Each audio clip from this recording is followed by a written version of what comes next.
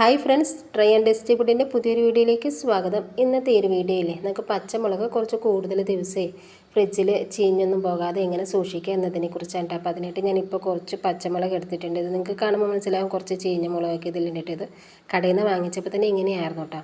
കാരണം നമ്മൾ കടയിൽ നിന്ന് കിട്ടുന്ന മുളക് എല്ലാം ഒരേപോലെ മൂപ്പായിരിക്കില്ല. ചിലപ്പോൾ മൂത്തതും മൂക്കാത്തതൊക്കെ മിക്സ്ഡായിട്ടല്ലേ കിട്ടണേ, അതുകൊണ്ടാണ്. അപ്പോൾ നമുക്ക് ഇതിൽ നിന്ന് ചീഞ്ഞ മുളകും പിന്നെ ഇതിൽ ചിലപ്പം ആ ഒരു മുളകിൻ്റെ ഇലയൊക്കെ ഉണ്ടാവില്ല, അങ്ങനെയുള്ള വേസ്റ്റൊക്കെ പിറക്കി മാറ്റിയിട്ട് ഈ ഞെടുപ്പും കൂടി ഒന്ന് ഒടിച്ചെടുക്കാം കേട്ടോ. ഇനി നമ്മൾ ആ ഒരു ഞെട്ടൊക്കെ പൊട്ടിച്ചെടുത്തിരിക്കുന്ന ആ ഒരു മുളകില്ലേ, ഇതേപോലെ അരിപ്പ പാത്രത്തിൽ ഇട്ടിട്ട് പച്ചവെള്ളം ഉപയോഗിച്ചിട്ട് നല്ലതുപോലെ ഒന്ന് കഴുകിയെടുക്കാവേ.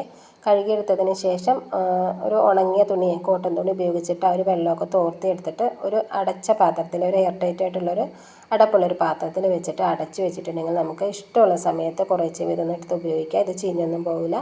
അപ്പോൾ നമ്മുടെ ഒരു വീഡിയോ ഇഷ്ടപ്പെട്ടാൽ ഒന്ന് ലൈക്ക് ചെയ്യുക, ഈ ഒരു ചാനൽ സബ്സ്ക്രൈബ് ചെയ്തിട്ട് സപ്പോർട്ട് ചെയ്യാം കേട്ടോ. അപ്പോൾ ഇത്രയേ ഉള്ളൂ. ഇതേപോലെ പുതിയൊരു വീഡിയോ ആയിട്ട് നമുക്ക് അടുത്ത ദിവസം കാണാവേ.